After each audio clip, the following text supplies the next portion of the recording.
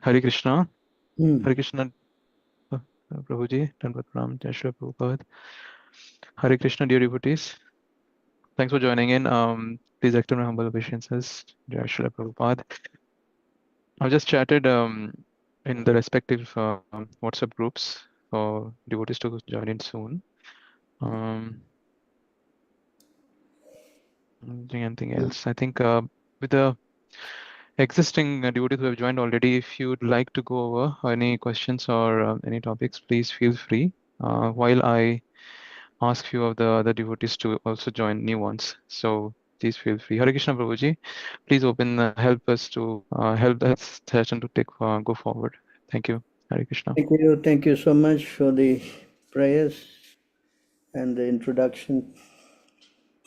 So, like every Friday, anyone likes to open up with your questions, that'll be very kind of you. So we can at least start the session on. Yes, Prabhu, I have a question.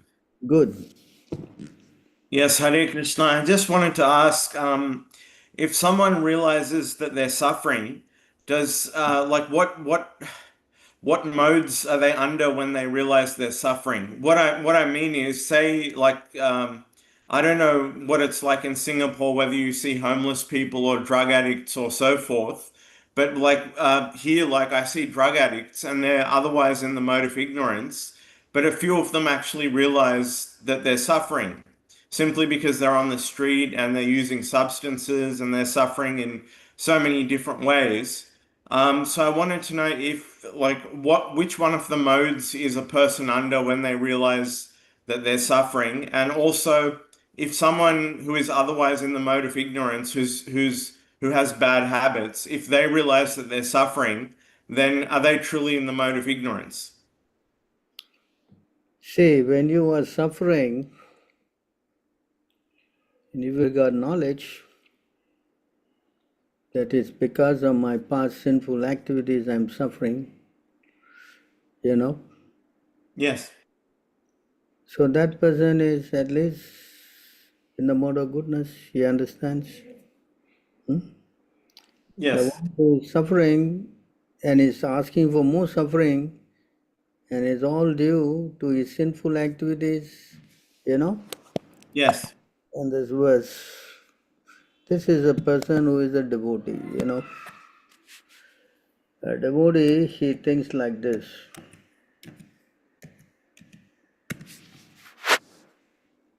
This is how devotees think, you see, they are in the transcendental plane, you see. Tate anukampam su samikshmanoho munjana evatma kritam vipakam rit vak vapubir vidadanas namaste jevete yo muktipade sadayabak. So this is a person who is in the liberated condition. You want to read this? Yes.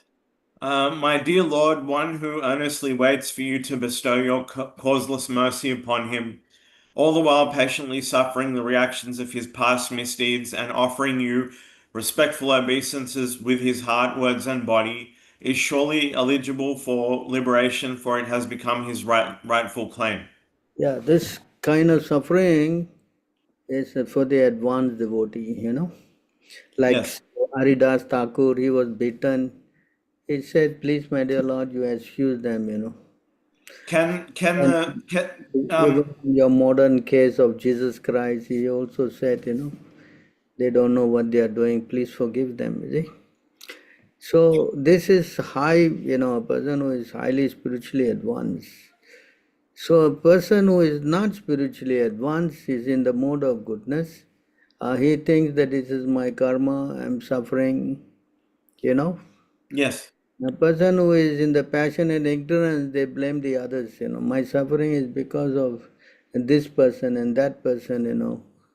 You understand? They curse them and all that kind of thing. So the consciousness is different according to different persons in the different modes, you know. Can a person in the mode of ignorance realize that they're suffering? Difficult for him unless he gets this knowledge and association of a devotee. And the example about the drug addict, like if he's otherwise in the mode of ignorance, but he realizes that he's suffering, is that a mixture of the modes that he's under? No, one thing is to realize you're suffering and then to have an answer to that. That's another thing, you know. You understand? You must know why you are suffering and how to cure the suffering. Unless you turn your face to Krishna, this suffering will go on perpetually.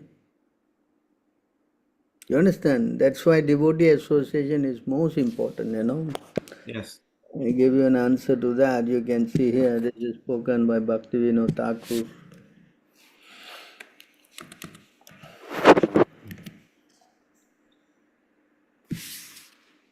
So here you see, you want to read this? By good fortune, one becomes eligible to cross the ocean of nescience, and when one's term of material existence decreases, one may get an opportunity to associate with pure devotees. By such association, one's attraction to Krishna is awakened. Upon. Srila Bhaktivinoda Thakur explains his point.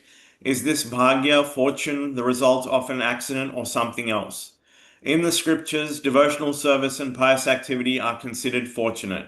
Pious activities can be divided into three categories. Pious activities that awaken one's dormant Krishna consciousness are called bhaktya unmukhi sukriti. Pious activities that bestow material opulence are called bhoganmukhi sukriti. And pious activities that enable the living entity to merge into the existence of the Supreme are called mokshonmukhi sukriti. The last two awards of pious activity are not actually fortunate. Pious activities are fortunate when they help one become Krishna conscious. The good fortune of Bhaktya Unmukhi is attainable only when one comes in contact with a devotee. By associating with a devotee willingly or unwillingly, one advances in devotional service, and thus one's dormant Krishna consciousness is awakened. So you understand that? Hmm? Uh, to be honest, not fully, but I'm listening to what you're saying. So these are pious activities that help you, you know, the one who is interested in getting material benefit and one interested in getting liberation and one who is a devotee. You understand? So this pious activity help one diminish his suffering, you know. You But understand? I thought pious activities couldn't cancel out sinful activities.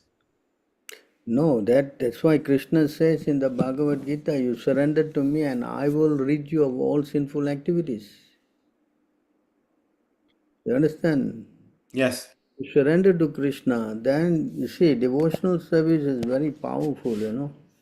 yes, Devotional service can uproot all sinful activities, you know.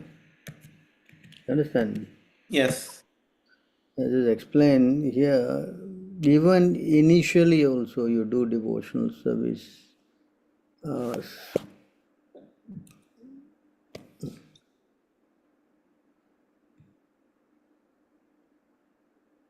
See here,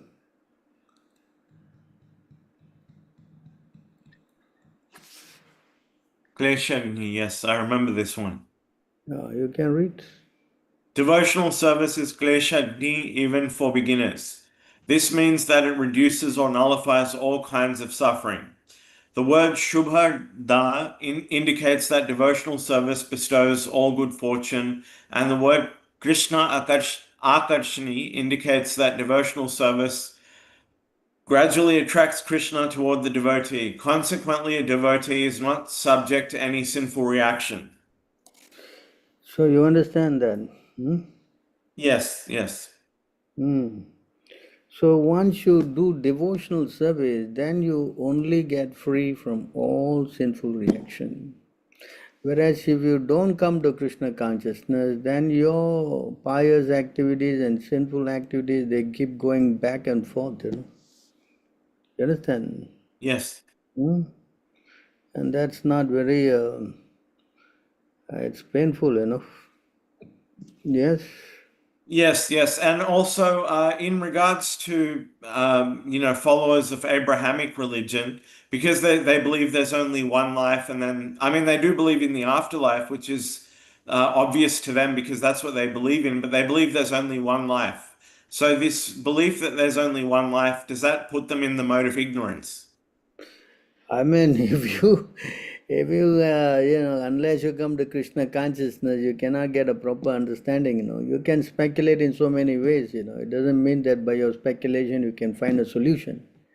Understand? Yes, Only until and unless you surrender to Krishna, there's no way out of this. You follow? yes, yes, The yes. whole thing is designed by Krishna. It's foolproof. Unless you surrender, you're not going to make it. All right, all right. And in regards to the modes, I mean, the impression I got was that the modes fluctuate. Sometimes you can be in the mode of goodness, sometimes you can be in the mode of passion, mode of ignorance, and so forth. So the impression I got is that the modes fluctuate. I don't even know whether fluctuate is the right term or not, but there's you can be under one mode, and the modes themselves you could be under a mixture of the modes. So can you please elaborate on this? I don't know whether it's an idea or a concept, but this idea that the modes fluctuate, can you please elaborate on that? Even though I haven't described it so well. So here in this verse in the Gita, in this verse you see, you want to read that?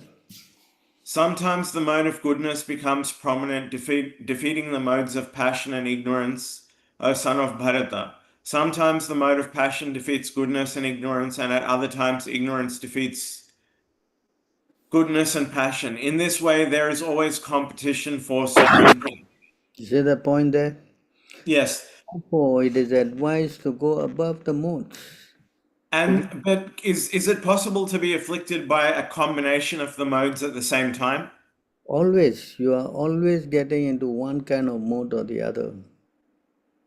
You And understand? and and someone who's I mean, I know the mode of ignorance is thoroughly described in Bhagavad Gita as it is, but I wanted to know I mean, I think this may have been answered, but what is the characteristic of someone who is very, very deeply embedded in the mode of ignorance? What is the characteristic of a very bad case of someone in the mode of ignorance? What's the characteristic of that? So here you can see all the qualities of the goodness and passion and ignorance. Yes. So you want to read this? Yeah, it's a long one, but I'll read it.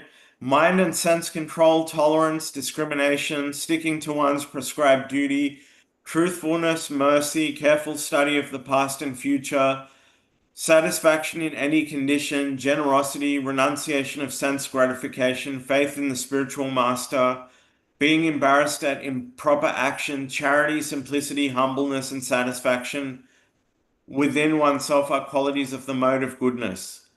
Material desire, great endeavor, audacity, dissatisfaction even in gain, false pride, praying for material advancement, considering oneself different and better than others, sense gratification, rash eagerness to fight, fondness for hearing oneself praised, the tendency to ridicule others, advertising one's own prowess, and justifying one's actions by one's strength are qualities of the mode of passion.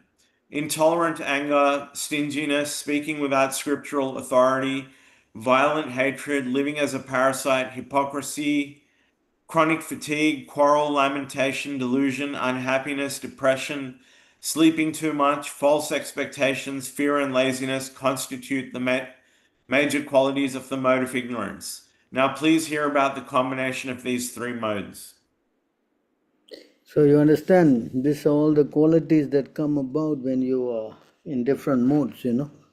Yes, So therefore, because you are in this kind of mode, then you are facing a lot of problems. yes. That's why Krishna says your real enemy is the mode of passion and ignorance. Your greatest enemy, he said. So our whole idea is to come out of the modes. All right, all right. The only way you can do that is if you get the mercy of Guru and Krishna. Yes. Otherwise, it's not possible to come out of this. All right. All right. And one more question, and then I'll stop and let other people speak. But I just wanted to know. I know of a case of someone who has a very bad substance abuse problem. He's the relative of one of my acquaintances, and I distributed books to him. But he's very much under the influence, and he's using liquor and drugs and all of this. If someone has a very serious if someone has a very serious substance abuse problem, how can I help them? And if I can't give him Krishna consciousness, then how can I help this person? If you can give him Krishna consciousness, that's the best. But if you cannot, then just give him prasadam. And nothing else you can do, no? Right? Yes, yes, Prabhu. That much you can do, at least next life or something, he gets some better chance. Or maybe in the future he may get some devotee association or something and he sobers up. Yes, yes. So at least you get his spiritual life started by making him get connected by taking prasadam. That's the best you can do. And if I encourage him to pray, is that good enough? You have to encourage him to chant. That's the main thing. You know? In Kali Yuga, nothing works except chanting, you know. Not even prayer? No. You are in a contaminated state, you know. Therefore, you have been given a medicine to get yourself cured. And Kali Yuga, the medicine is this Harinam, chanting. You understand? All right, all right. There's no other way, no other way, there's no other way. All right, I'll take a break now. I'll let someone else speak. Yes. Yes, yes.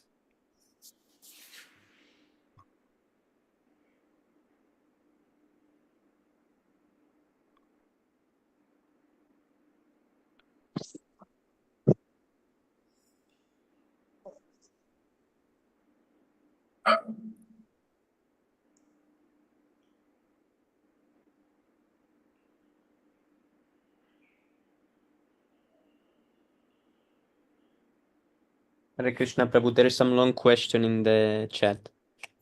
Yeah, I'm reading that. So Should I read it aloud? Or no, everyone can see that in their yes, chat. If the girl suffered from the karma, why did the perpetual agent of Maya also suffer so severely?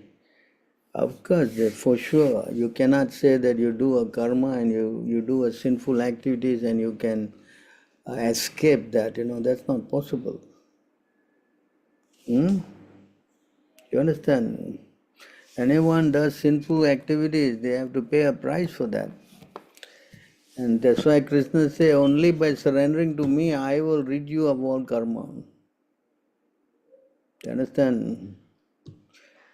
So it is not that, you do some sinful work and you can just go off and, nothing will happen to you.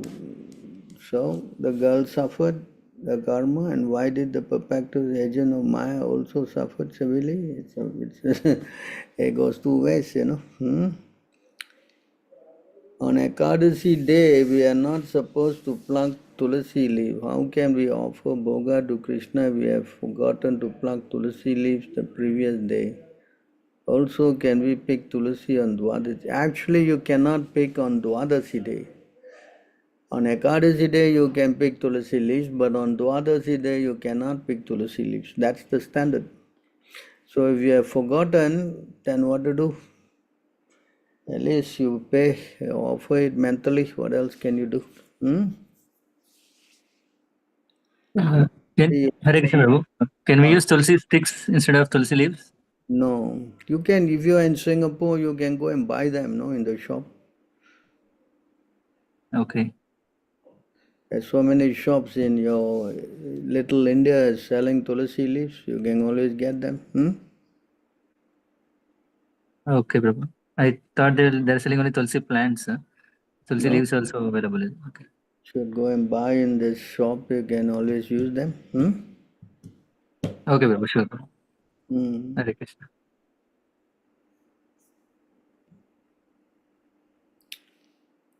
So, any other questions? Recently, I saw it in another country, one man fired by others. How do you feel about that incident? What do you mean by fired by others? Huh? Hello?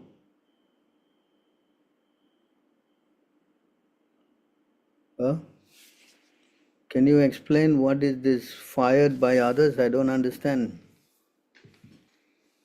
Huh? Is the person there?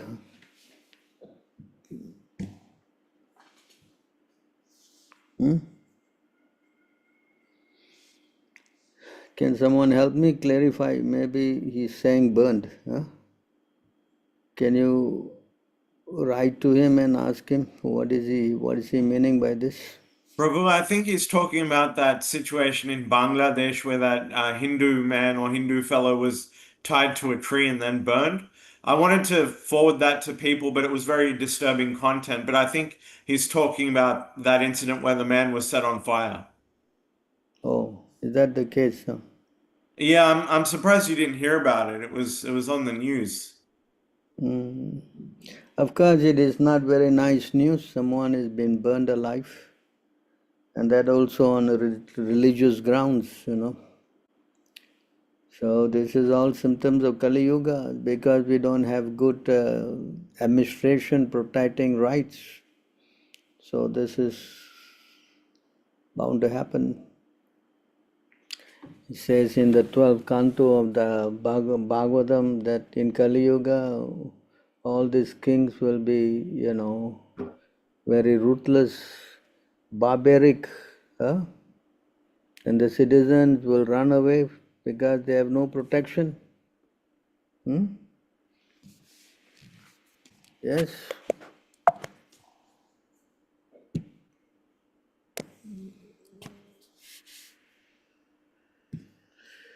So that's why Kali Yuga is a very sinful place, to take birth. Prabhu, I just wanted to ask while you search for that, what's the treatment of devotees like in Bangladesh where this incident happened? Well, India is trying to help them. They can always cross over and become citizen in India. You want to read this, someone?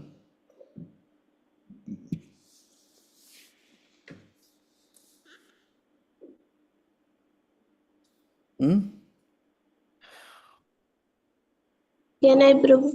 Yeah. These barbarians in the guise of kings will devour the citizenry, murdering innocent women, children, cows, and brahmanas, and courting the wives and property of other men. They will be erratic in their moods, have little strength of character, and be very short lived. Indeed, not purified by any Vedic rituals and lacking in the practice of regulative principles, they will be completely covered by the modes of passion and ignorance. So you see, this is what's going on. What are you going to do? Of course, the best way is to get security, get safety, go over to India. There's one solution. Otherwise, just start chanting and praying to Krishna. Another follow-up question. I wanted to know about like I wanted to know about the I mean I've heard many politicians say this but like that people talk about the weakness of Hindu society. I wanted to know why the broader Hindu community, and I'm sorry if this sounds sectarian, but I really wanted to know about this. Why is the broader Hindu community so weak and unable to assert itself like on a global level, not just in India, but outside of India? Why is the broader Hindu community unable to assert itself when Hinduism is attacked and the Hindu community is attacked regularly? This is why it is said, you can read this verse again, because in Kali Yuga, the Vedic culture is weakened. And all these, so-called religions, have sprung up, and the Hindus have lost there's no Kshatriya king to protect. Huh? But I mean, if within Hinduism there's a concept of Kshatriya, then why don't Kshatriya actually exist? Well, in Kali Yuga, all are Sudras, no? There's no Kshatriya, no Vaishya, everybody is no Brahmin, everybody is Sudra. It's actually shocking because I mean, I try not to think about the broader Hindu community, but with my experience with the Hindu community, I just find it's like it's the Hindu society or Hindu community is in a state of abject weakness. There's no self-assertion, there's no self-defense, there's nothing. They can't look after themselves. Yes, this is the symptom. This is the symptom of Kali Yuga, That's why even Uddhava was told by Krishna, said, here, see, Krishna's instruction.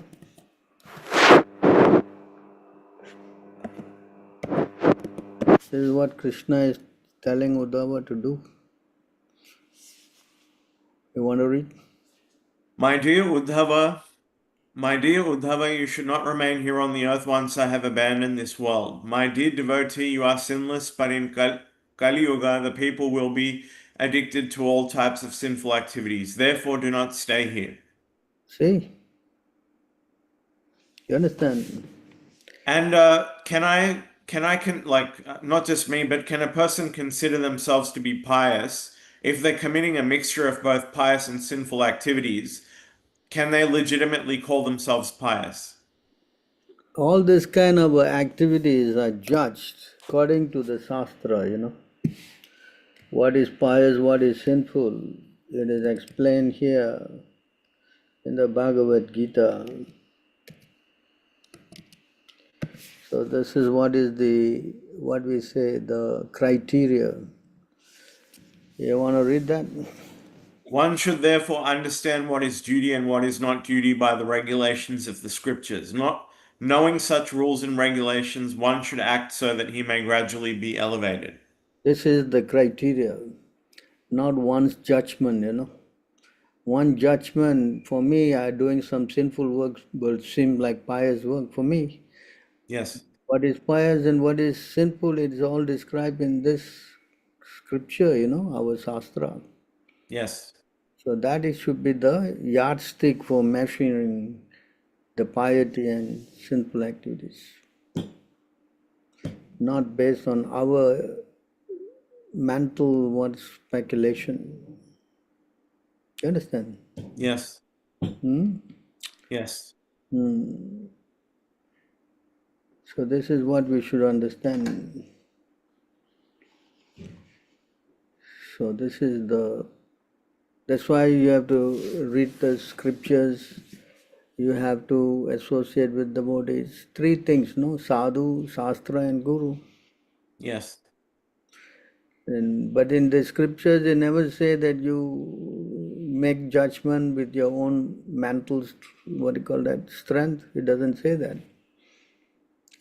Because the mind is most of the time a very deviant force, Yes.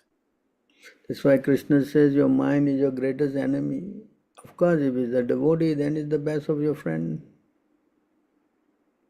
Yes. So even if you are a devotee also, the mind is always making tricks to take you away. Yes, Prabhu. So because we are now not so strong, weak, so we need a strong association to overcome this problem. Yes. And without that, we will succumb to the temptation of the mind. Yes. So that's what we should do. Try to somehow or other get good association. Yes. I have more questions, but I think you should answer the next two and then I'll ask. When will finish the Kali Yuga? Kali Yuga will finish in another 427,000 years.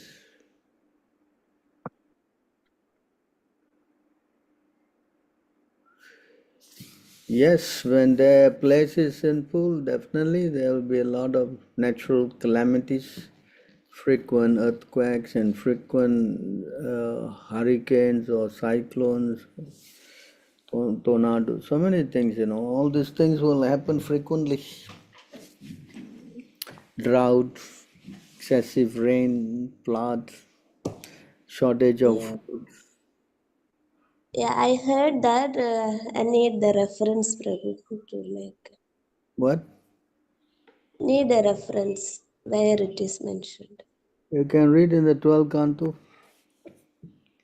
There, the reference is there. There will be shortage of harassed by famine, harassed by famine and excessive taxes. People will resort to eating leaves, roots, flesh, honey, wild honey, fruits, flowers, and seeds. Struck by drought, they will be completely ruined. That is there in the 12th canto.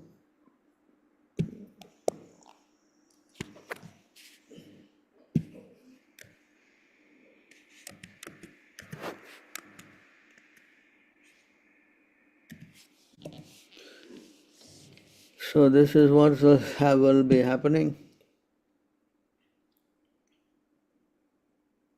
You can read. Harassed by famine and excessive taxes, people will resort to eating leaves, roots, flesh, wild honey, fruits, flowers, and seeds. Struck by drought, they will become completely ruined.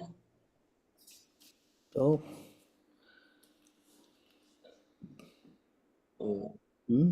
I think it 12 to 9. The Can read. citizens will the citizens will suffer greatly from cold, wind, heat, rain, and snow. Oh. Then this time this cold countries know this. Depends if the They will place. be further tormented by hunger, thirst, disease, and severe anxiety. So these are all that will happen in Kali Yuga. Hmm? Yeah. So you more sinful, the more you have to pay the price. Yes, yes. Why do we sing Guruvasta song during Mangalati in front of Radha and Krishna deities altar instead of Prabhupada's altar when the song is related to spiritual master? This is what we have been taught, so this is what we do. But Right. Prabhu, in the North Sydney temple, the ISKCON temple, I went that I go to the devotees, especially the brahmacharis, they sing Guru Ashtakam in front of Prabhupada. So who's correct here? I have been taught to chant this song in front of the deities, and I follow what Prabhupada has taught me. If somebody want to do something else, that they got their right to do whatever they like. But why are they doing the wrong thing? I don't know. You should have asked them. Yeah. I don't know. Yes. They are there. I don't know.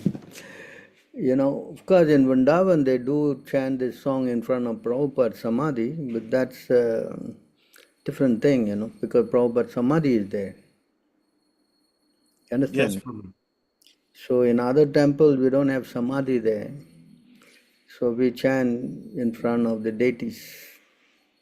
All right, all right. But Hmm? I'm sorry, I didn't mean to challenge you. No, I'm just saying because I don't know what they're doing, no?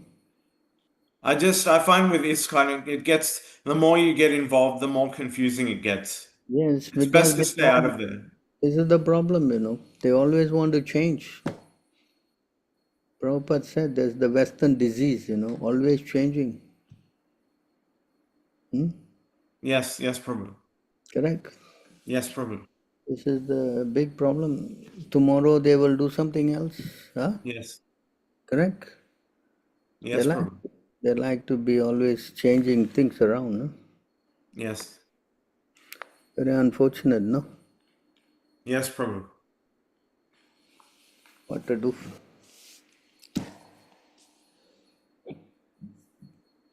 In the world, God prays in different way. Why do man think differently between religion? Because everyone is in the different modes. So religion also has mode of goodness, passion and ignorance. So everyone who is in different modes, they are addicted to their different consciousness. Yes? Right? So what you can do?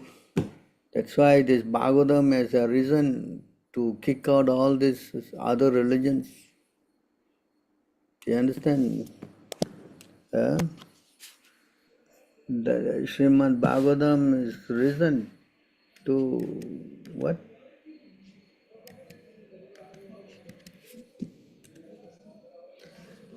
To kick out all this false religion.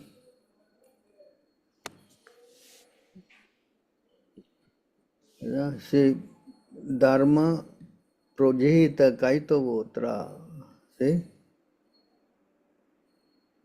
Kaitava also means cheating religion,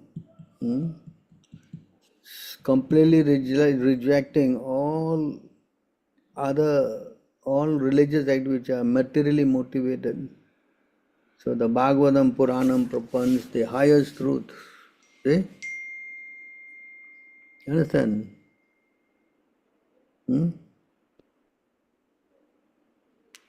So that's how we understand things.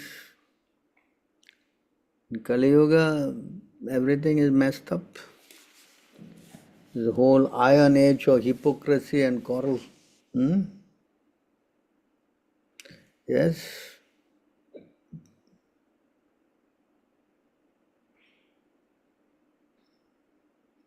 If I'm somewhat outside, can I do Bhoga offering without Tulasi leaves? Yeah. If you're outside, what to do? You can do it mentally. Recently, I heard that in a place which is being developed, having a vision of Srila Prabhupada's farm community is encouraged for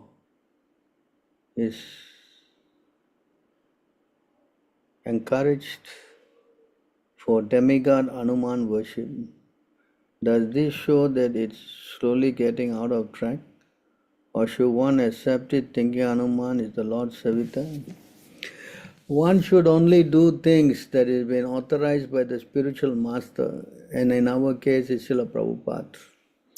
And nowhere he has authorized this kind of a system of worshipping Hanuman. Although Hanuman is a devotee of Lord Ram, we have no incidents where he, authorized. Of course, there are temples where he installed Sitaram deities. Of course, Sitaram deities will also have Hanuman, I think. I don't know. I'm not sure. But generally, we are told to worship exclusively Krishna, Chaitanya Mahaprabhu, and Jagannath Baladev and Subhadra. Some temple like Bombay, Juhu, they have Sitaram and Lakshman. And in the Delhi, maybe they also have Sitaram. I don't know. I never go into their temples.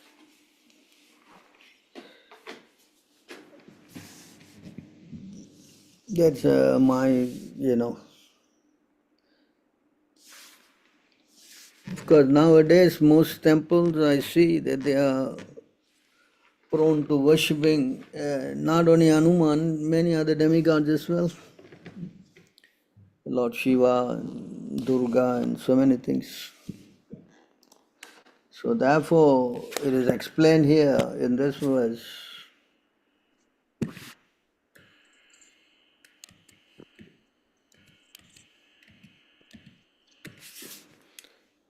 You want to read that? Who is asking this question? Are you there? You want to May I read? Yeah, you can read.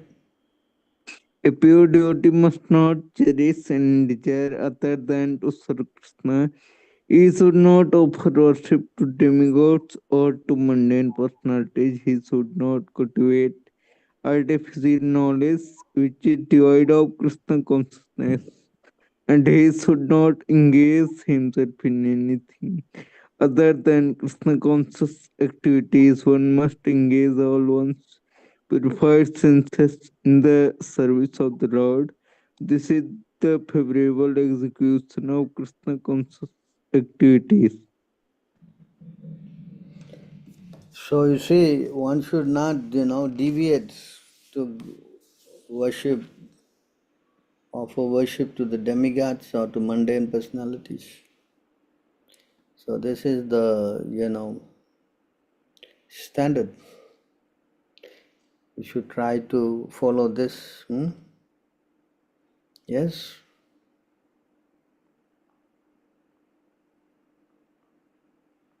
Hmm?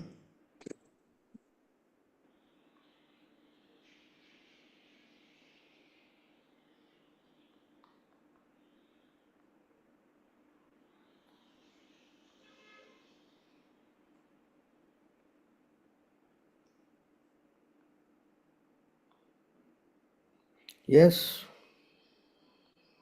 Hare Krishna Bodhandat Pranam. I have a question, Prabhu.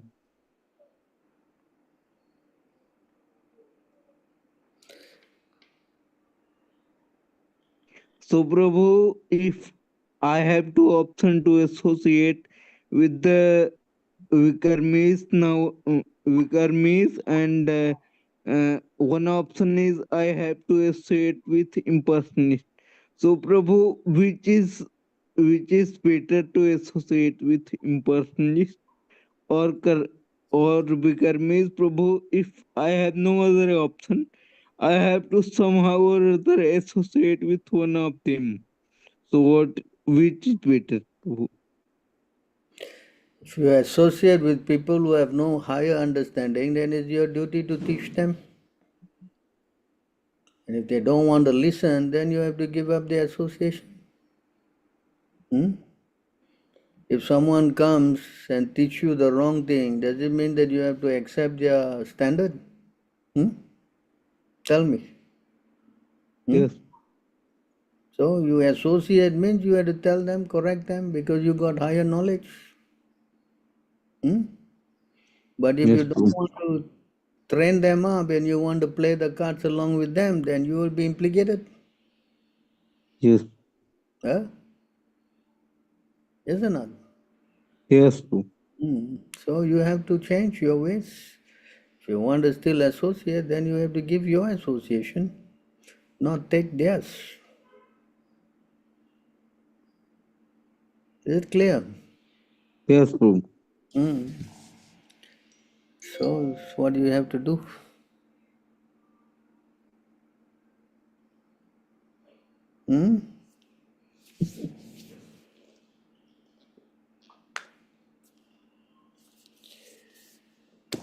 You have to understand that, If you don't want to, then you will implicate it.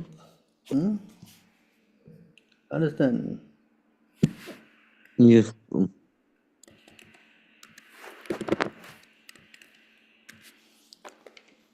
So if you know some places they are doing the wrong thing, you want to read this? A wise person should not enter an assembly if he knows the participants there are committing acts of impropriety, and if having entered such an assembly, he fails to speak the truth, speaks falsely, or pleads ignorance, he will certainly incur sin. So he will certainly be implicated sinfully. Correct? Yes, Prabhu. So you should be careful why you want to do these things. Yes? Yes.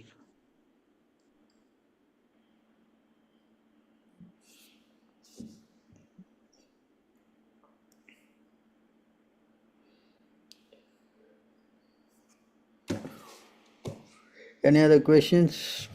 Yes, Prabhu. I wanted to know if the age of Kali, if the golden age has started and is continuing, then why are the effects of the age of Kali being manifest and experienced concurrently with the golden age? Because I thought I don't like if the golden age has already started, then why is the age of Kali having its pernicious effects? Like why the bad effects of the age of Kali are still continuing if the golden age has already started?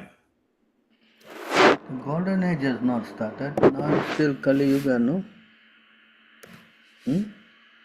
I thought when Lord Chaitanya descended, the golden age started. Now it's only in this period of Kali Yuga for the 10,000 years. It's considered as as kind of a time where you can still practice your Krishna consciousness and all that. It is like a sort of a golden age for this length of time of 432,000 years. So when this part 10,000 years will be finished, then the full effect of Kali will come in. You understand? I thought the golden age had started and that everyone would become a devotee. No, that's not the thing. It is the golden age of Kali Yuga is only for this 10,000 years of period of time. So the effects of Kali will continue. After that, it will take full effect. We already finished 500 years, so there's another 9,500 years left. So after that, there will be no more chanting. There's no more, temple. Everything will disappear. Well, what if the atom bomb gets dropped and everything gets destroyed? Then there won't be any humans to. I won't be surprised they will do that too. I won't be surprised. You understand? See, because I mean, according to Shastra, there's still 427,000 years left. And another devotee asked about that just recently. But, will we even make it through those 427,000 years? Because if the atom bomb is dropped, everything will be wiped out. Now we read the verse. Now Krishna says there will be so many sinful activities. Don't stay here. You leave this place. Is it not? Yes. Yes, Prabhu. That's the order of Krishna. Don't try to extend your stay here. Just get out. So that's why this Prabhupada is also stressing. Become serious in your Krishna consciousness and make it back home, back to God. This one life. Why am I failing to understand the urgency of your message? Because you cannot change anything. This Kali is extremely, extremely powerful. You understand? And you see, just now you ask the question why the Hindus don't have anybody to protect them. It's going to become worse and worse. Especially when you are trying to get out. Kali will be more interested in getting to attack you. You understand? Yes, Prabhu. So it is sorry age, Don't make plans. Just make one plan to chant and surrender to Krishna and pray that he will take you out. That's all. I mean, personally, I feel the difficulties all the time. I experience these difficulties. Naturally, you see, you are staying in a very isolated part. You're mostly alone, and even you try to go to the temple, they'll ridicule you, although you just a Prabhupada's temple. There's so many difficulties, This is how Kali Yuga will increase its control more and more. You understand? And in relation to that, I'll let you get to the next question, but you said, there's only the ISKCON temple and otherwise I'm alone. But have you ever had any, because the thing is the Indian population is increasing drastically here in Australia because there's been lots and lots and lots of migration. But I wanted to know, has anyone else in my area or my region reached out to you that I could potentially associate with? Have you ever been contacted by any devotees in Sydney? I do not have, there are some devotees, some of them are there. You can contact him. I think his name is Ram Gopal. He's our devotee. You can contact him. He's in Sydney, I think. So why is he not? Why doesn't he have a web presence? No, he's just he's teaching in some university, you know. And he associates with people around his place. He goes and plays the mridanga and sing with them. So maybe you can try to, get hold of him. I will ask someone to post I will try to get his address and post it to you. All right, because I'm just alone here. So you both can associate while you are there. All right. I'll let you get to the next question. All right, so in the 108 temples which were built while Prabhupada was physically present on the earth, were there Prabhupada deity and altar like we have now? If not, how was Guru Puja been done without an altar for the spiritual master? Whatever you see that is going on in the Singapore temple, that is the standard. This is the standard that we are doing what Prabhupada has taught us. Okay, Prabhu. So Prabhupada deity was there, is it? Yeah, whatever you're seeing now, it is standard. Okay. Huh? Yes, Prabhu. Okay. Okay, Prabhu. What more you want? I don't know. I don't understand your questions. I just wanted to know, like, was it allowed to keep the deity and then altar when Prabhupada was alive? When Prabhupada was alive, they installed Prabhupada's altar there in the Vrindavan temple, you know. Okay. Okay, Prabhu. Hmm? Yeah. Thank you, Prabhu. Hare Krishna.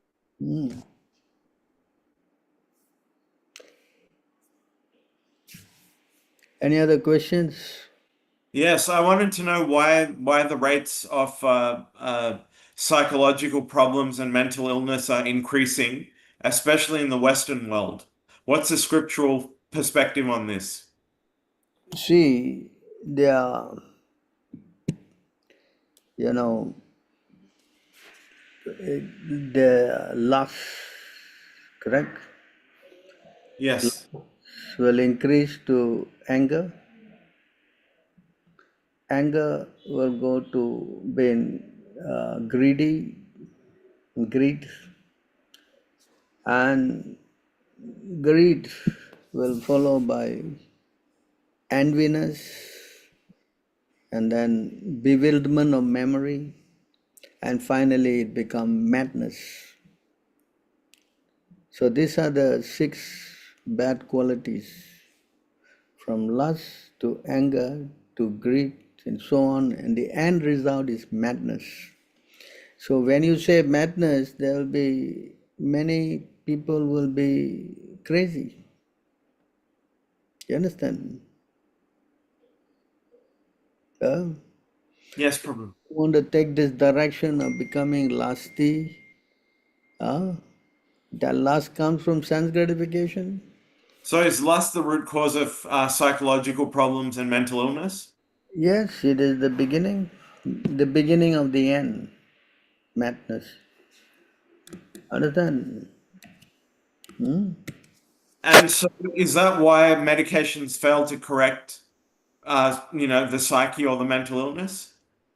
Meditation can try to temporarily give some relief, but it cannot cure. Understand? You follow this? Can you read this? While contemplating the objects of the senses, a person develops attachment for them, and from such attachment, lust develops, and from lust, anger arises.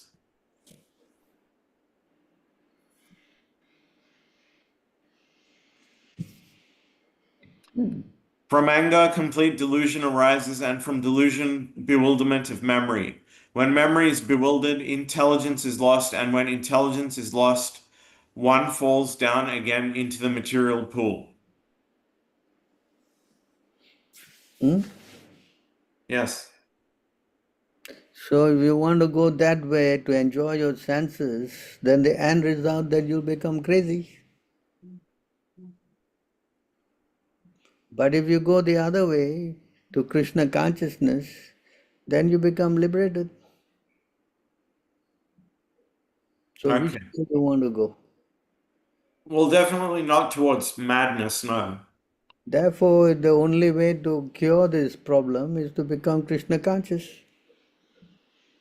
There's no other solution, because lust is in the mode of passion and ignorance. And if you go, Krishna says in the Bhagavad Gita, this is your greatest enemy. Is it not? Yes, yes. That's why he also said this thing is going to hell, Huh?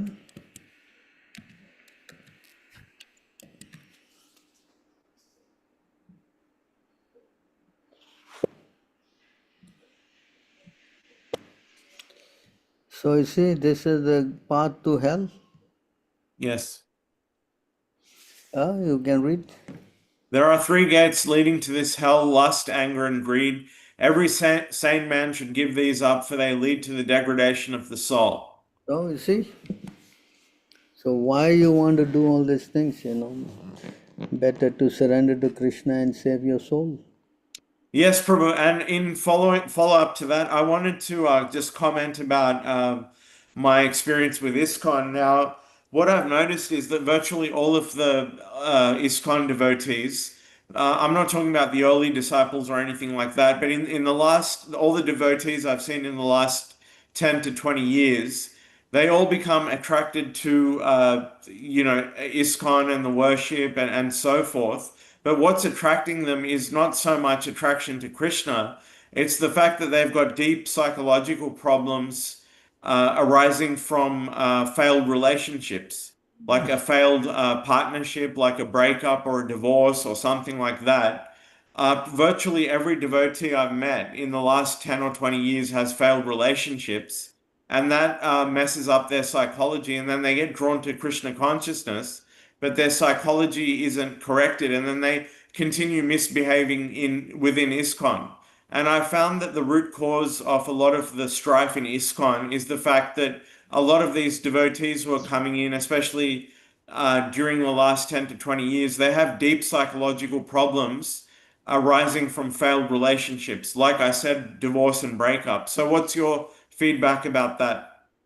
You see, in this material world, Krishna already declared this place is full of miseries and is temporary. The solution is to become Krishna conscious. And when you become Krishna conscious, if you go to the ISKCON camp, they have already lost their spiritual connection with Prabhupada. And therefore, they are not able to help you spiritually. So if you want to get out of this so-called mess, is to go link back to Prabhupada. And if you link back to Prabhupada, then you can get assurance from Prabhupada how your consciousness will become purified. For the very fact that they are spiritually disconnected because of associating with this ISKCON people who have disobeyed Prabhupada, it shows that their life is messed up. This is the proof. But what is it?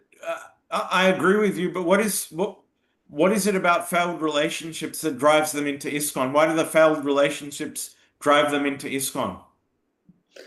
In Kali Yuga, it is explained that all women will become unchaste. Yes, So, Prabhu. at a little problem, they always look for divorce. So this kind of situation is very fragile,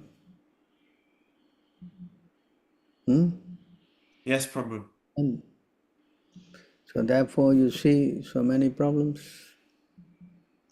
They already have so many bad training in their colleges and schools, So hopping around from one man to another man. So naturally, there is some problems, then divorce is already there. Yes, You know? Prabhu. Yes. I think you should answer the next question. That's all you can do. Better to just chant and hope, and especially if you associate with Prabhupada, then that's the best you can get, So who is this Prem Krishna? You want to ask this question? Yes, Prabhu. Hare Krishna, Prabhu. Dandavats Pranam. Thank you so much for the Q&A. Jai Srila Prabhupada, our spiritual master. So my question is, I wanted to understand, you have all the people who are joining the ISKCON camp. They're having big qualifications, Prabhu. They are from IITs, from IIMs, and they get attracted to the correct philosophy by reading Prabhupada books. But I'm just trying to understand, why is it that even though they know the fact that this is the guru thing is not authorized and Ritwik is the authorized, what is making them stick on to the ISKCON camp with that level of intelligence? I know it's material intelligence, but there is they're still going towards the ISKCON camp only. What is causing that, Prabhu? I'm just not trying to, like, they might be genuinely chanting 16 rounds, and they are following everything Prabhupada instructions, but still they go to the whole ISKCON camp. Well, you got to ask them why, because they are just completely, misguided. You understand? They are simply misguided. That's why you need good association, advanced devotees association, especially somebody who can give you, references from Prabhupada and Prabhupada books. And if you are able to kind of accept them, then yeah, good, your life will change. But many of them want to be, if they go to that ISKCON temple, naturally they will tend to listen to whatever their leaders is saying. Yes? Is it not? And in that way, they get herded in, like sheep, they get herded into that thing. And then they give them a lot of, false, assurance that the Ritvik has no parampara, the Ritvik is bogus, is never in the Shastra, that you must have a physical guru. So all these kind of arguments are put onto a new person who will then be bewildered. Because normally anybody you tell them there must be a guru, he expects someone to be sitting there and he can go and approach him and take his lotus feet and whatnot, That's the kind of a idea everyone has. But this system where Prabhupada has put in, where he becomes the guru, he needs a lot of intelligence to understand this, you see. So even though you may be of a high, materially qualified person, but that's not the criteria in getting spiritual knowledge. Spiritual knowledge comes with good association, You cannot try to get this kind of knowledge. Of course, Prabhupada books are there, but even to read and understand these many intricate things in Prabhupada books require some good association. Is it not? Yes? Hello? Yes, Prabhu. Yes, I know. I just wanted to understand that. Thanks so much, Prabhu. Okay. Can you read that?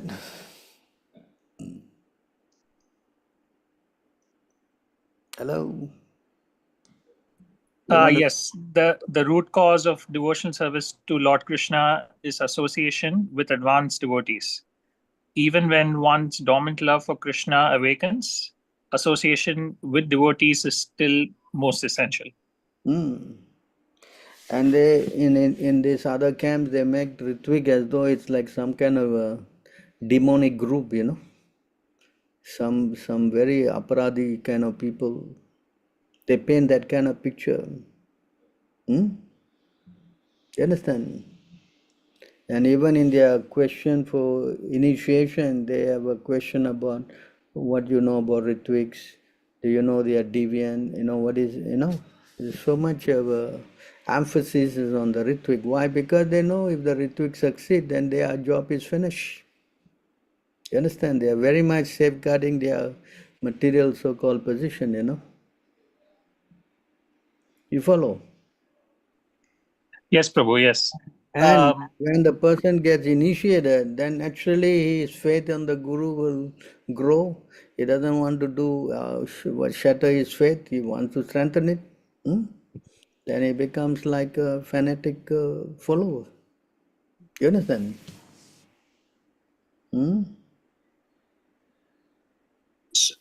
So even though they are doing everything else according to Prabhupada's instructions, they still will be. They'll still follow the fake guru system only, Prabhu. So because they are not showing all the relevant documents that the Ritviks are showing. The most they will show the grand disciple. That's just one word, And that will bewilder more people. You understand? right, Prabhu. Yes. So you need somebody who at least is aware and can understand and explain things as they are, no? Yes? Otherwise you will be fooled. Like now where you come from, Prabhuji, in US and in Chicago, it's so hard to find anybody. There are ISKCON temples, but that's about it. We have our devotee there. His name is Atmaram. He's in Chicago area. You probably can contact him. Yes, Prabhu, I'll contact them. Yeah, he's there. And you can see how only by seeing our Ritvik arguments and documents and videos that you have also realized, is it not? Yes, Prabhu. Absolutely.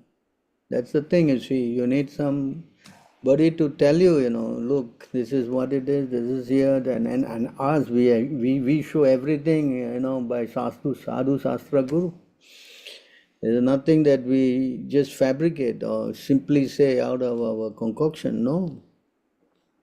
You understand? Whereas in their case, it's just all speculation, nothing concrete. And they hide away the will, they hide away the July 9 letter, they don't show all these relevant documents. Therefore, people are naive. Even up to today, they have not seen all these things. So, naturally, they will be very much confused. Is it not? Is it not? Yes, Prabhu. I just so there's more about the fact that even with having so much intelligence and coming to Prabhupada, they still are not exactly following the correct system, which is Ritvik. So it's more about the fact that if everybody follows, it would just be great, Prabhu. Where just go to any ISKCON temple, like they should follow Prabhupada. And right now it's so hard, Prabhu. Even on Ekadashis, they will not get Ekadashi prasad, non-grain. So there is no association is not there, book distribution is not there. Anyway, I don't want to start telling the obvious things, but because of these things, the temples are dormant. It's not, they only come during the Janmashtami and the important festivals. It doesn't really, there's no preaching, there's no association at all, Prabhu, there. So, yes.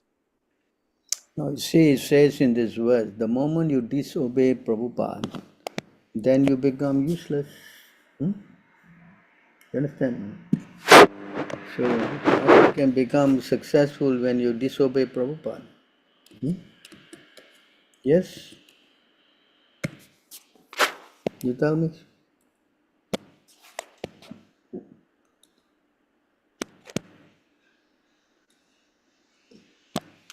So, you can read this. The order of the spiritual master is the active principle in spiritual life. Anyone who disobeys the order of the spiritual master immediately becomes useless. You understand? So when you are useless, how you can do anything useful? Is it possible? Yes, Prabhu.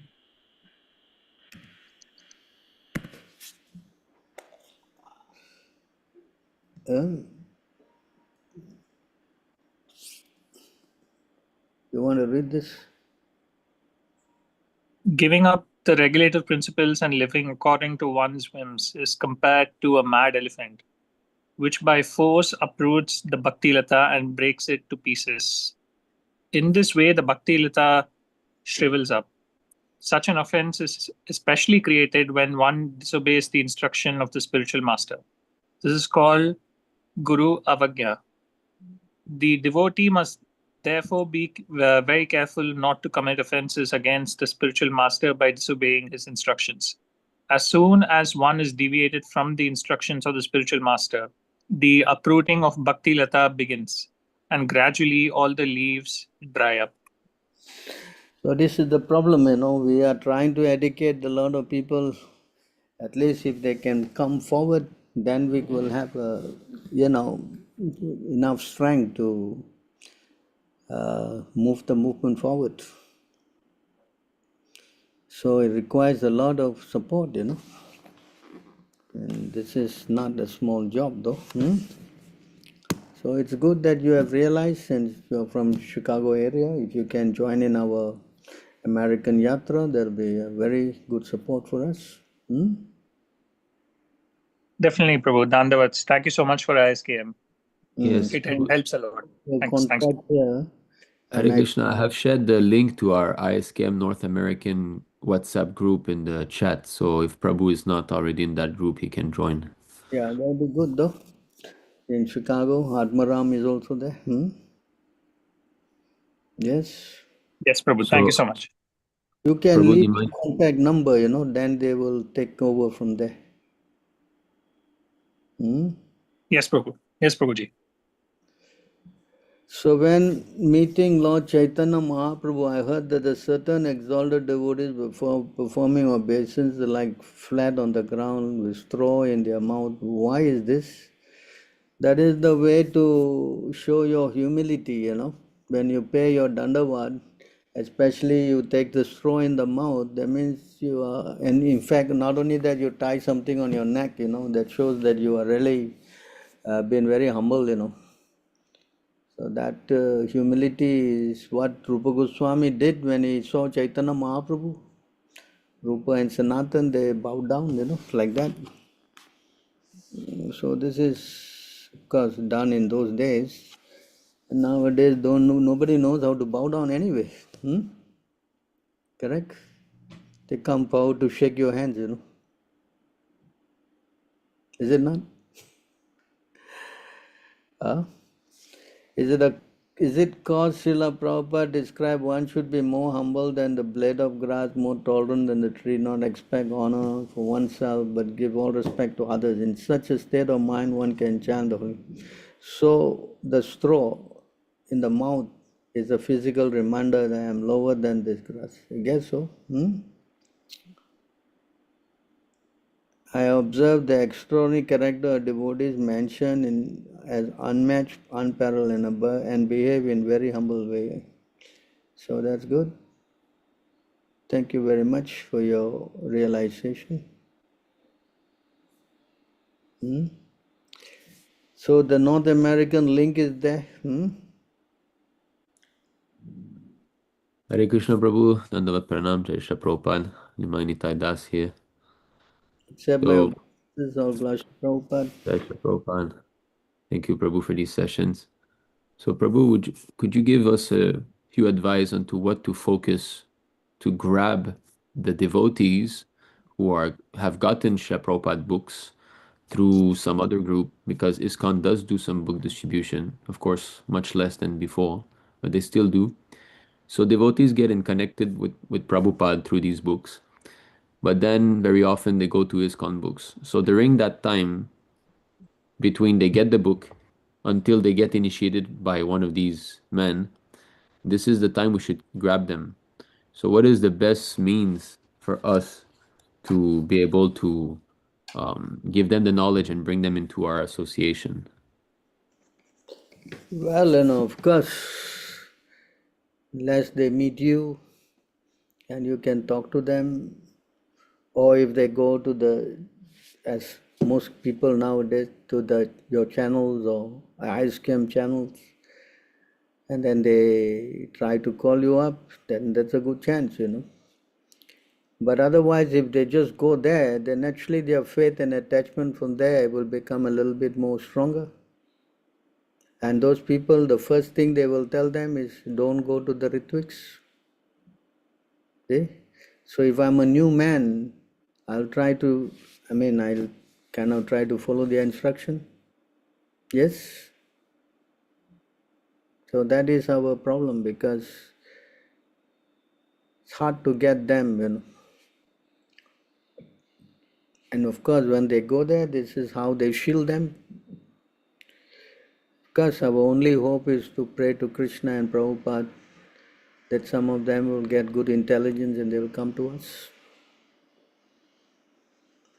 I don't see any shortcut way of trying to deal with this problem. Because ultimately anyone only comes with proper understanding. And that's purely Krishna in the heart, no? Yes? Yes, Prabhu. Yes. Because we can see a lot of these new bhaktas, even though they might be in ISKCON, they very often I see a lot of sincerity in them. And it's more the longer that they remain there that they become entangled in offenses and politics, all of that. Look, they have what we say, very front image, their image is very profound.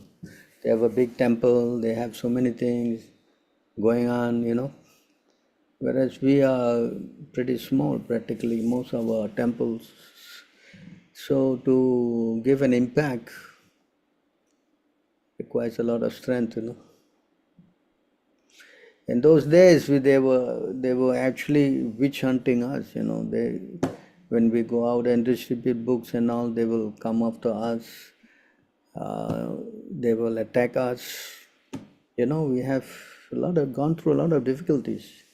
Only because the internet, that this problem has somehow or other, we have been able to overcome this to a large extent, because people are also fearing, if they receive some of our books in front of their temple, they will be very worried, because temple, they are very, what we say, adamant about any devotees who get involved in the Ritvik issue, they kick them out, So a person actually wants to go to the temple, associate with devotees, take darshan and prasad and so many things, you see. So therefore, it was a big problem at that time. Of course, even now, now it is more easier for us because we can actually reach out to them. So I think the best way to do is this, because it doesn't create any fear on the other party too, You understand? And people don't want trouble, Right. So best thing is to approach them online and try to explain the thing. Oh, I don't know, we can't go into their temple. If they find out, they definitely ask you to go home, no? Yes, physical contact often brings a lot of frictions. Yes. So what to do? So I think this online approach is the best, A little discreet, at the same time, if someone opens up, then it's very good chance for the person to come on board, no? Because the gurus are having a fine time, They have got the cake and they're eating it as well. You understand? So you have just moved in Montreal. It's not even a year yet, I think. Yes. Actually, yes, one year and 2 weeks. Oh, it's past the 1 year. Yeah. Celebrations, huh? 1 year Yeah, anniversary. well, still alive somehow. So you see how you are facing all this kind of difficulty. Of course, we also went through them. It's not new. But being patient, persistent, and praying for the mercy of Prabhupada. And I think we will prevail, Yes, Yes, bro. people are coming. Internet is a very useful avenue to also project our views, no? Yes. Yes, very efficient. Actually, many people we have made devotees now, they all come from the internet, It is a fact. I think, what's his name? Prem Krishna, this now, huh? See? Hello, Mr. Prem? Yes, yes, Sundar Gopal Prabhu. Is by looking at ISKM videos, Prabhu, I want to thank ISKM and all the devotees for not monetizing the YouTube videos. It is every day I get association by watching the videos. And thank you so much for not monetizing. No, you can monetize. It's everything go to Krishna, but monetizing will take away the attention span, Prabhu. Unfortunately, the attention span of human beings in Kali Yuga is so small. The one small diversion, and then the video is closed. So thanks so much, Prabhu. So, but Well, the point is that he came through the videos, no? Yes, Prabhu. Yes. So that's monetizing is not made by us if it's there. Actually, on my channel, because I use bhajans, sometimes, they monetize on my videos. It's not me, but personally, that's me personally. anyway, money going to Krishna is, why not, without funds, how to run any organization? Yes, Prabhu. Yes. Help us also, because we are small, and we have expenses also. Nothing is free nowadays, no? What to do? Yes. And a person should give charity. In fact, charity purifies the soul, Bhagavad Gita 18:5, she says. So you just have to see how you're doing, giving your money to the right source, Yes.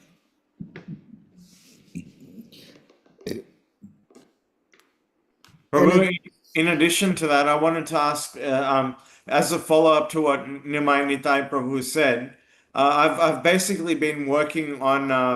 I'll be direct with you. I've been working on converting an acquaintance of mine into the Ritvik camp.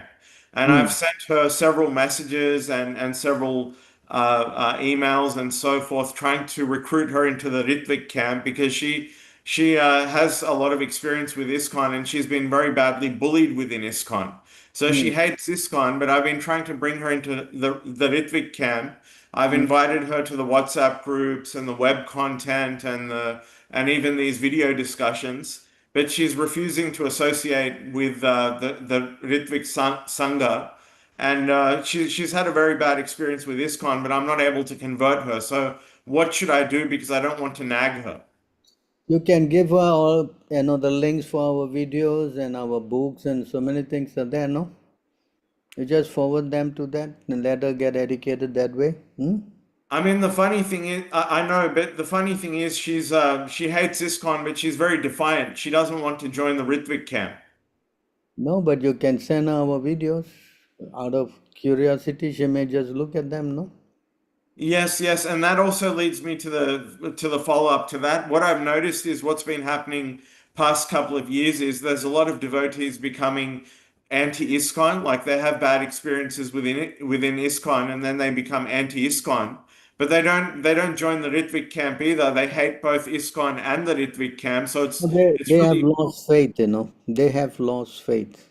So you need to revive that faith, And that means you have to spend time with them physically, talking to them. That requires a lot of strength, But isn't it bizarre that they hate both ISKCON and the Ritvik camp? So where do they stand? I mean, once you lose faith and your faith is cracked, then it's very difficult to put it back, You understand? Just like an example of a cracked pot, even you glue them all together, the lines are still there, You understand? But I mean, personally, like I never had my faith shattered. I was just upset at the harassment from within the temple, but my faith didn't shatter. Well, that is a good thing because your faith didn't shatter, but at least you found some alternative, You saw, you read, you contacted the Ritvik camp, and many things happened, no? Yes? Yes, and I also think what saved me was my lack of emotional investment and involvement with the devotees at the temple. I never truly got involved with them. But you never took any initiation from the Guru camp, no? That's right. So see, these people, mostly they have committed themselves, they got initiated, and then their Guru fell down. So that's very, very, very much disturbing, So that would hurt all the more, you're saying. Yes, so for that, the people usually, when they go into that kind of situation, they will lose complete faith and they don't have anything to do with ISKCON anymore, you know. And that is the what we say, um, the habit of such people, you know, the mood. They just lost faith and they don't want to, they go back to drinking, going back to, you know, breaking all the principles, you know. So therefore, if they are fortunate, again, if they get associated with the right devotees, then yes, many things can come back. It all depends on their, you know, their so-called karma also. So should I keep trying with this acquaintance of mine? We should keep trying with anybody and everybody. That's our duty. Yes. Yes, Prabhu. Until the person say, "Don't disturb me," then yeah. Yes. Yes. Yes. Anybody else? Someone raise a hand. Someone, what? Who is that? Hare Krishna Prabhu, Dandavat Pranam, Jai Srila Prabhupada. Yeah. Prabhu, I have few questions that we get free fruits, vegetables and flowers that sometimes many are spoiled. I don't know because they donated for Krishna, will they, even though they are spoiled and not utilized for Krishna, will they get benefited for given to Krishna? Or if it is properly utilized for Krishna only, they will get benefit, Prabhu? But the food is spoiled, is it? Yes, Prabhu. So if it's spoiled, we don't use it for Krishna. So we just throw it away. Yeah, you just give it to the animals. What to do? Okay. So if someone donates money, but if you are not using for Krishna, then they also don't get benefited, no, Prabhu? You don't offer to Krishna, you won't get benefit, correct? Yes, yes, yes. If you offer to Krishna, Yes, then Prabhu. not to offer spoiled food to Krishna. That's not correct, no? Yes, Prabhu. So we just throw all those vegetables, flowers. Many are going waste because generally people in market they give only which is going to spoil next day. They don't give all fresh ones. You just give it to the animals, no? What to do? Yes, Prabhu. And Prabhu, if we don't attend Mangalarti during that time, but we have other temple services like cooking or something, so will we in good mode of goodness till that time? You can always mentally offer your Mangalarati. Okay, mentally, yes, Prabhu. So you can do that while you're doing all your other work. What's the problem? Yes, Yes? Prabhu, yes. Yes, Prabhu. Yeah. Prabhu, and another thing, during festivals, can we put Rangoli? I mean, can we draw Krishna, right? Hare Krishna, and in front of the gate? We can't do that, no, Prabhu. Why we It's an cannot offense. do this decoration? I remember reading in Lilamrita, one devotee wrote Hare Krishna in Rangoli something, and Prabhupada got angry. I thought we can't do that. I don't know. You know, if you write Hare Krishna on the floor and let people step on it, that's definitely not a good idea, for sure. Huh? But Krishna So says, we have to, yeah. Yes, Prabhu. Krishna says in the deity worship, you can draw mandalas, you know. Why? Hmm. What's wrong with that? Okay. Okay. So we have to put in some floor where people are not stepping there. Of course, So, the designs and all, no problem. But if you write Hare Krishna on there, then that's not good, no? Yes? yes, Prabhu. Yes, yes. Correct. Yes, Prabhu. Yes, Prabhu. Mm. Yes, Prabhu. Thank you so much, Prabhu. Thank you for your valuable time. Thank you, Prabhu. Yes.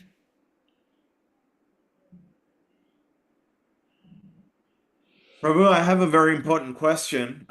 This probably hasn't been discussed before, and I don't know whether you have sufficient exposure to this sort of thing, but in my life it happened twice. I was a victim of Tona, this black magic. It happened once in my childhood, and then even my grandmother did this in my family home.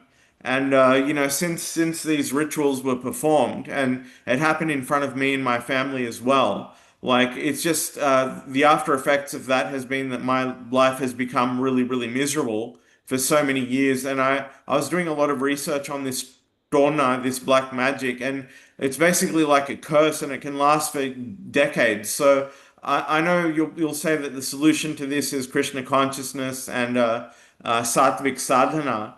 I understand all that, but do you know about the devastating effects of Dona? Have you ever been exposed to this? I had one person, he in Vrindavan, he paid one person, some money to chant some mantra to have me killed.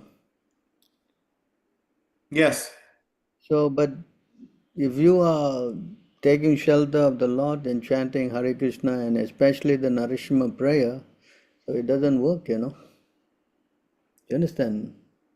So all you got to do is just chant this Narishima mantra that Prabhupada has taught us, and that will ward away all kind of evil entities. Or and all, if I'm a weak devotee and I have weak sadhana, then the Dona will affect me. the holy name of the Lord is very powerful. That's it's stated in the sixth canto Ajamil. Even if you take poison, it affects you. What to speak about the holy name? Hmm? It's Yes, many times more powerful than poison. A little poison will kill you immediately. That's the power, yes, you know. But how much more powerful is the holy name? Hmm? yes, yes, Understand? So you have to understand that, in surrender. Surely one who is with the Lord, how can evil attack him? yes, yes. Correct?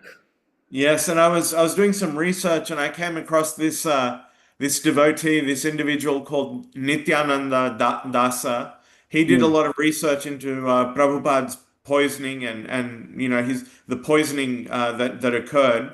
But Hmm. he had a Tona done on him by Jayapataka disciples, and he faced a lot of calamities in his life as well. And I was just reading about that. In his books, it doesn't clearly state the effects of the Dona, but all he mentioned was he had a near fatal accident. So, I mean, I do understand the effects of Dona can be very strong.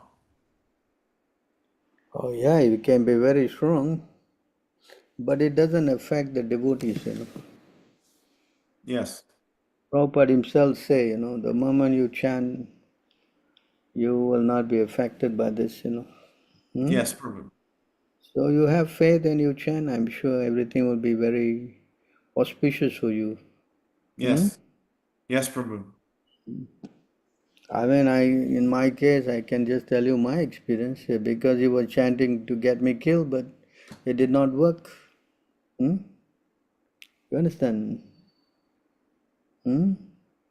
And can you please give further details about that if there are any? About the what? Can you please give further details about that story? Well, this devotee, he was paying this man, this sadhu there in Vrindavan to chant some. Actually, the sadhu was worshipping Narishima also. He was using the Narishima mantra to have me, implicated. So, I mean, how would Narishima Dev want to kill another devotee? Does it make any sense? Huh? Not at all. So my friend happened to be there and he knows also this Baba, and this Baba was telling him that, look, this is what I've been paid for to do this. And he asked who's the name, and he told him my name, and he was shocked. Yeah, yeah. Like that devotee himself, he later got into an accident and nearly died. Yes, Prabhu. So I don't think we have to worry so much about all this. Just carry on with our work. And Krishna says in the Bhagavad Gita, Kauntaya pratijane ma bhakta pranashate. My declared boldly, my devotee will not perish. You understand? And Yes, also Prabhu. Krishna says one who does good cannot be overcome by evil. Yes, Prabhu. So I suggest we just carry on depending on Krishna. And that's it. And Prabhupada. All Hmm? right, all right. And nothing will affect you. Even if it did affect, what's the big harm? You Yes. die for Krishna, why not? No. Yes. Yes, Prabhu. Hmm? So don't worry. I don't think these things will work on someone who's dedicating his life to Krishna. Yes, Prabhu. If no one has raised their hand, I'd like to ask another question because I don't see any questions on the chat at the moment. And has anyone raised their hand? No, so far. All right. Well, I wanted to ask you. There was this controversial post on the Facebook about. You might have heard this before, but it was about how the GBC. It's only the GBC that can appoint the Ritvik priests. So there was a post about that. But what's happening these days is almost like that. Like there's a lot of malcontent devotees, and they're volunteering themselves to become the Ritvik representative, and in many cases they're not qualified. So what's your idea on this? What's your solution to this? Because I have, even on my Facebook profile, I've got contacts and friendships with devotees, and they've sort of they've put themselves in the position of acting as Ritvik priests, but I don't think anybody has appointed them or authorized them. So what's your idea on self-proclaimed Ritvik priests, people who put themselves in that role? Well, this world is free, it's an open market. Anyone can do anything, Yes. But I don't think some of these Ritvik representatives are qualified. They just put themselves in that position. That's the problem. You see, there's nobody to put in the controls, So anyone can just pop up and say anything. So it is a duty of the sincere person to check the credentials, But I mean, isn't this a form of misleading as well? Because, some of these people acting as Ritvik priests, they might not have the necessary qualification. I mean, because the thing is, in your case, you've got 40 or 45 years of solid sadhana behind you, so you can act very well as a Ritvik representative. But I don't think anyone else can. And I'm seeing these really young people on the Facebook friends list, and they're volunteering themselves to act as the Ritvik representative if anyone wants initiation through them. I mean, yeah, anyone can do anything. But it's a form of misleading, I think. There's no police force to police these things, What can you do, right? If someone wants to get cheated, then fine with them. Yes. Well, then, what defines authentic Ritvik initiation? How do you know it's an authentic Ritvik initiation from a false one? So you should ask all the necessary questions.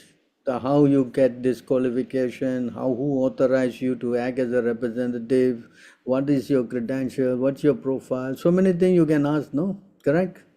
I mean, I want to ask this to those people. Yeah, you can always ask them who gave you the authority. Well, that's the thing. They don't even reply to these questions. Naturally, then you know it's fake. If it doesn't reply, then it's fake. Yes. And what they're doing is they're disaffiliating with all the Ritvik organizations and volunteering themselves to act independently as the Ritvik representative. What to do, Prabhu?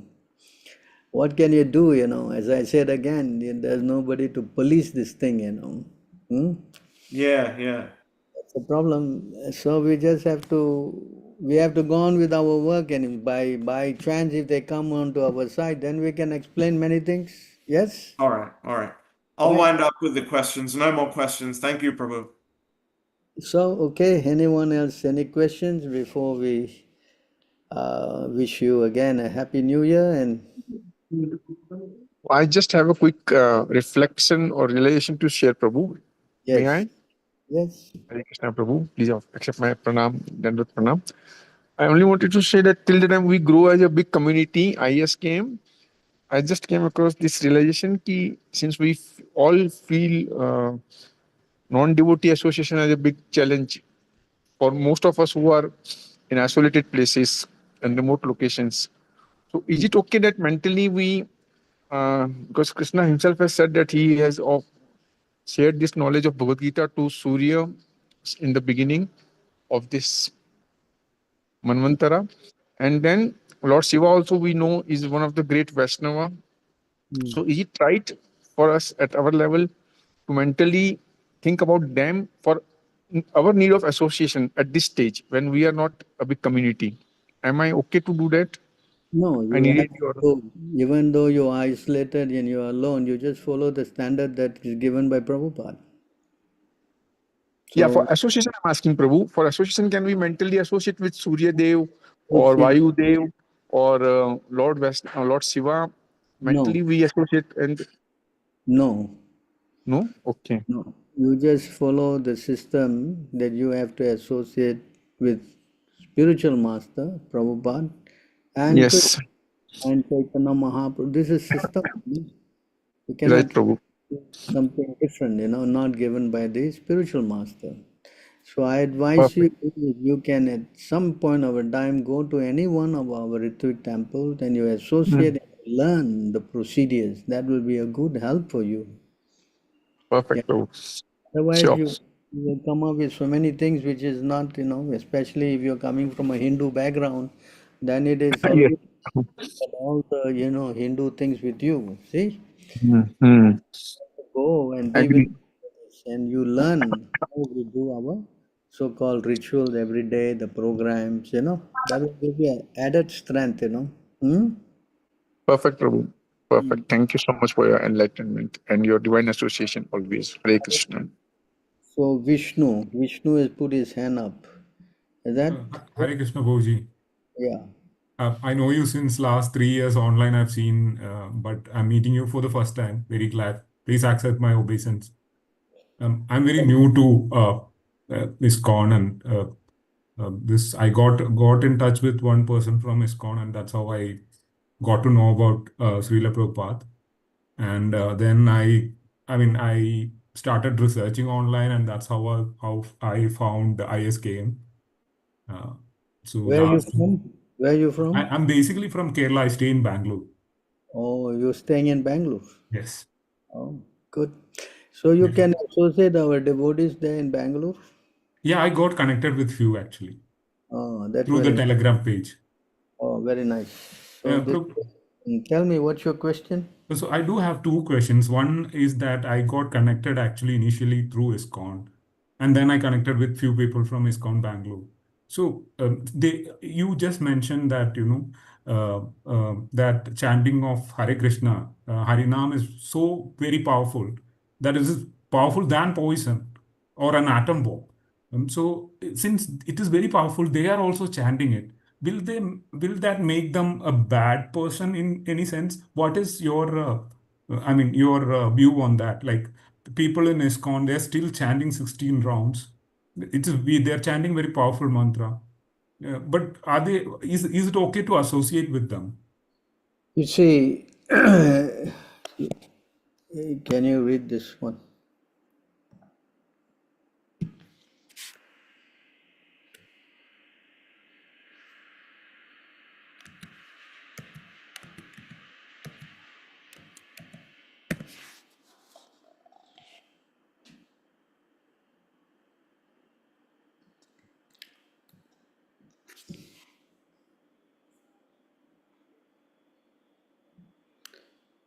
You want to read from here? Yes. You want me to read, Prabhuji? Yeah, please. He should also make friendship with persons who are on an equal level with himself or who have the same understanding that he does. For a devotee, there is no point in making friendships with ordinary persons. He should make friendship with, oh, I think it, No, sorry, you read from here now. Huh? okay. So, friendship should be cemented between persons with mutual interest and understanding. Such persons are said to be swajati, of the same caste. The devotee should avoid a person whose character is not fixed in the standard understanding, even though he may be a Vaishnava or a devotee of Krishna. If his character is not correctly representative, then he should be avoided. One should steadily control the senses and the mind and strictly follow the rules and regulations, and he should make friendships with persons of the same standard. Oh, that's quite clear, Prabhuji. Very clear. Hmm? Yes. Okay, what's the other question? My other question is, Prabhuji, I'm from a small village in Kerala.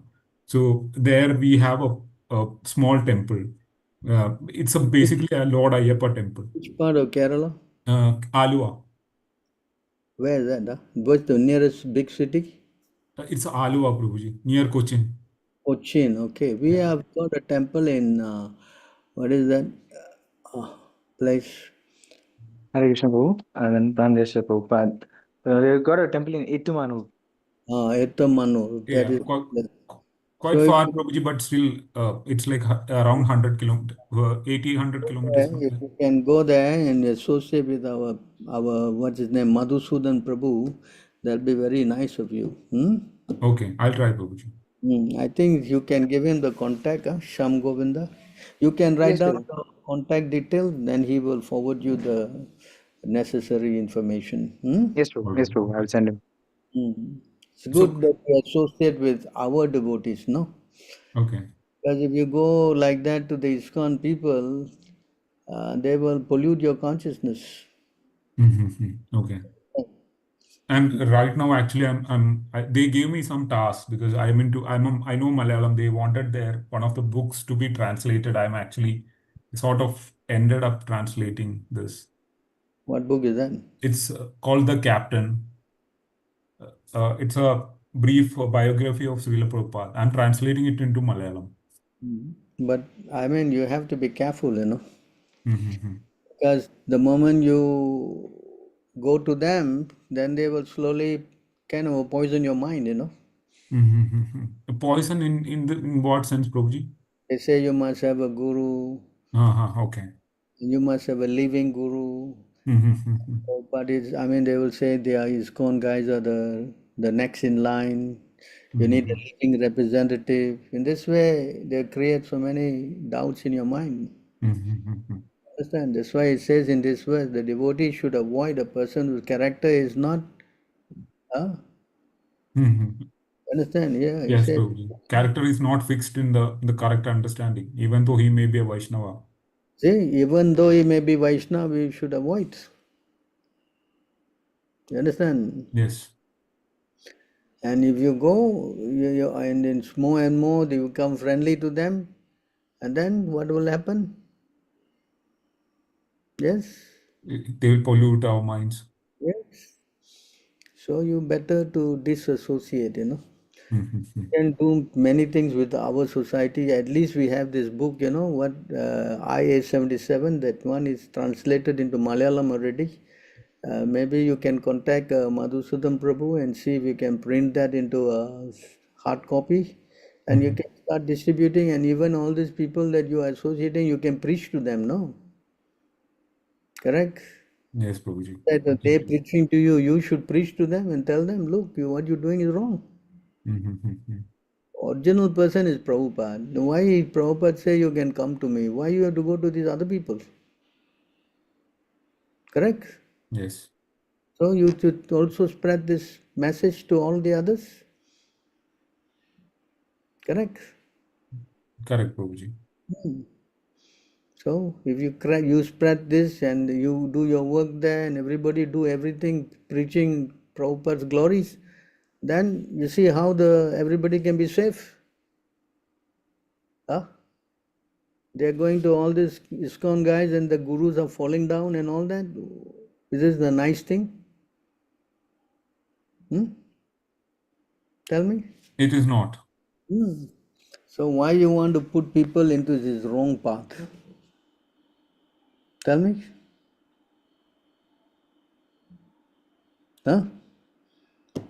Correct? Yes, Prabhuji.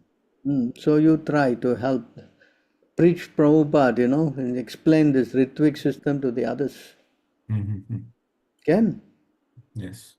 So you put your name down and what's his name? Sham Govinda is there. Can you send his name to Madhusudan? Yes, Prabhu. So you please do that, huh? I am in the Telegram group also, Shyam Prabhuji. You go call him and you try to associate with him. That will be better for you, huh? Yeah, Vishnu Prabhu, if you can text me personally, it'll be nice. I'm also in the same Vaishnav Sangha group. Okay, I'll text you my contact. Yeah. Okay. Prabhuji, I also have one more. My second question. Tell me. Prabhuji, it's about I told you I'm from a village and there is a very nearby temple which I was like when I was a childhood. It is an Ayyappa temple, but I was like very associated to that. I used to have devotion to Ayyappa. I used to go to a Shiva temple nearby. So once I understood the Krishna consciousness to my extent, to my capacity, I realized that Krishna is the Supreme Personality. There is no doubt about that. But still, I do have some feelings. I cannot, just like we have feelings to Mother, even though we understand Krishna is the Supreme God. I do have that feelings. Like, how can I just cut off the feelings towards Ayyappa or Shiva? How can I not go there once? You see, if you take up the process, you understand, and when you become more and more purified, then this attachment will automatically transfer more to Krishna. You understand? Yeah. Matter of practicing Krishna consciousness properly. You follow? Yes. Now you just come, you don't know many things, how to do, what to do, correct? Correct. So if you go and stay with our devotees, then they will teach you how to do, then in this way, as you practice more and more, you will eventually get more attachment for Krishna. Because Krishna says, I'm sitting in your heart, no? Correct? Correct. He is going to give you the intelligence how to go to him. You understand? Correct. So you also have to understand, even you got attachment for this time, it is only because you did not know Krishna. In fact, they will be very happy when you go to Krishna. Lord Shiva himself says, whoever is Vishnu, Krishna devotee is also my devotee, very dear to me. So if you go to Krishna, Lord Shiva will become more happy. Correct? Correct. So why you worry? You go to Shiva, you think Shiva is different, Ganesh is different, all different.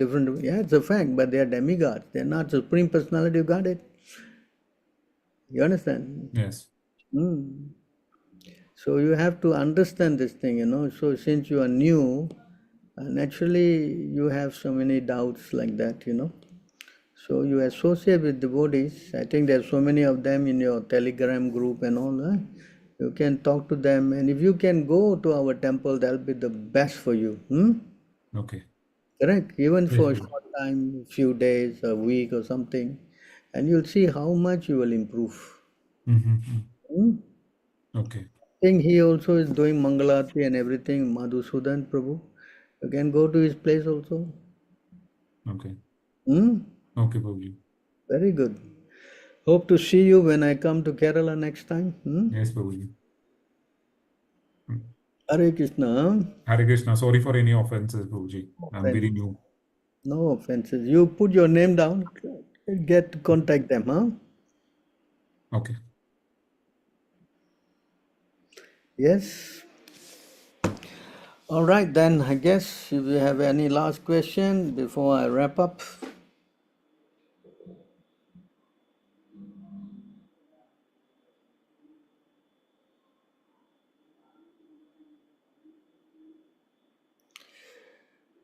Anyway, whatever it is, we just surrender to Prabhupada and Krishna, and all the others. We don't have to be so much concerned of them, Correct?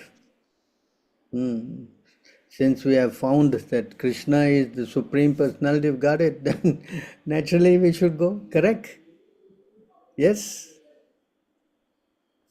So, okay. Thank you very much then. Hare Krishna. All glories to all of you. All glories to Thank you very Prabhu. much for a very kind decision. For divine explanation and guidance, Prabhu. for